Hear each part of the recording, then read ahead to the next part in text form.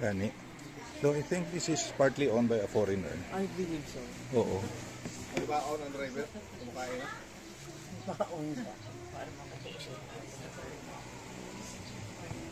Okay, so here we are at Footprints Beach Resort, town of San Andres, Tablas Island, Romblon.